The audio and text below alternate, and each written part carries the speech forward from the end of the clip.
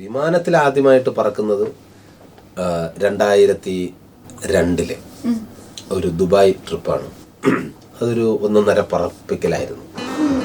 വീട്ടിൽ അറിയിച്ചിട്ടില്ല, എൻ്റെ വീട്ടിൽ ഞാൻ പോകുന്നവരെ അറിയിച്ചിട്ടില്ല. അങ്ങനെ ഞാൻ നമ്മുടെ എയർപോർട്ടിലെത്തി. എയർപോർട്ടിൻ്റെ അവിടെ ബൂത്തുണ്ട്. ബൂത്തിൽ കയറിയിട്ട് ഞാൻ വിളിക്കണം എൻ്റെ അമ്മയെ. അമ്മ എന്തോ നോക്കളെ. ഞാൻ പറയാം, അമ്മ ഞാൻ ഗൾഫിൽ പോവാണേ. എവിടെ? ഗൾഫിൽ. എനിക്കൊന്നും അറിയണ്ടതാ, ഇപ്പൊ ഇവിടെ വരണം. ആ പറക്കല്ലേ ഞാൻ ഫ്ലൈറ്റ് കയറി. അവർ ഫുഡൊക്കെ തന്നു. കുറച്ച് കഴിഞ്ഞപ്പോൾ എനിക്കൊന്ന് ബാത്റൂം വരെ പോകണം. നേരെ ചെന്ന് ആരൊക്കെ സാധിച്ചിട്ട് ഫ്ലഷ് ചെയ്ത് ഞാൻ.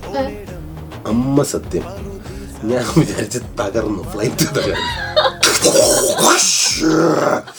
ഇങ്ങനെ ഒരു ശബ്ദം കേട്ടിട്ട് ഞാൻ ഇത് അടിച്ചു പൊട്ടിക്കണോ എന്താണെന്നറിയില്ല. എബി എന്ന് പറഞ്ഞ സിനിമയിലെ സേവിയർ എന്ന് പറഞ്ഞ ക്യാരക്ടർ എടുക്കുകയാണെങ്കിൽ തന്നെ എത്ര പേര് പറഞ്ഞു സുരാജ് പൊളിച്ചടാം ഇതില് സിനിമ ഇൻഡസ്ട്രിയില്? ഒത്തിരി പേര് വിളിച്ചായിരുന്നു സിനിമ കണ്ടിട്ട്.